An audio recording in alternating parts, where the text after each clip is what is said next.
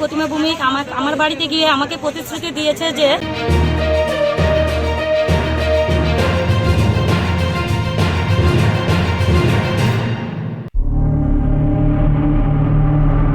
पिछले वाम सरकार के दौरान युवाओं को टीएसआर में भर्ती परीक्षा में उत्तीर्ण होने के बाद आसानी से किया जाता था, पर 2018 से बीजेपी आईपीएफटी सरकार आने के बाद उन्हें राज्य में नौकरी नहीं मिली।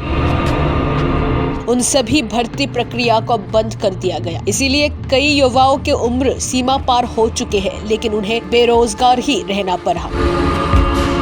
राज्य में नई सरकार आने के बाद टीएसआर में भर्ती के लिए तमाम तरह की जांच करने के बावजूद भी कई बेरोजगारों के नाम अधिसूचना में नहीं आता, जिसके चलते बेरोजगार युवकों ने बुधवार को उच्च न्यायालय के दरवाजा खटखटाया।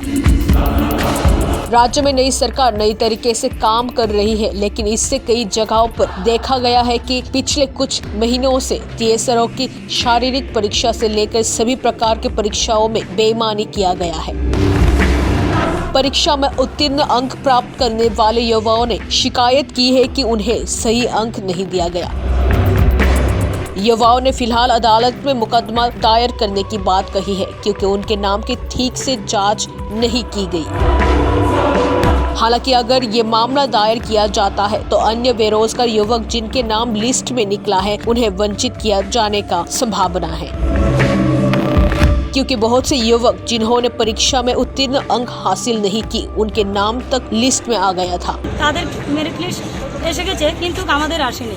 তাই আমি বলতে চাই যে আমাদের বিপ্লবদের যে প্রতিশ্রুতি দিয়েছে আমাদের যাতে ওই প্রতিশ্রুতি আমাদেরকে পূরণ করে। কারণ আমি একজন নিরহ, আমার হাজব্যান্ডকে 2019 সনে পার্টিগত নিয়ে আমার হাজব্যান্ডকে মেরে ফেলেছে। তাহলে আমার একটা ছোট্ট মেয়ে আছে।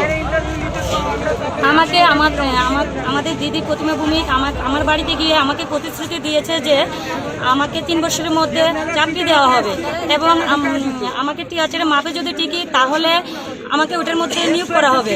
কিন্তু এখন দেখা গেল যে প্রতিশ্রুতি দিয়েছে প্রতিশ্রুতির জায়গার মধ্যে রয়ে গেছে, কিন্তু আমি পাইনি। আমার চলার মতো কোনো রাস্তাই নেই, আমি কাজ করে খেতে হয়। এখন আমার বয়সও শেষ, তাহলে আমি কি করে চলবো ভবিষ্যতে? আমার মেয়েকে কিভাবে আমি মানুষ করব?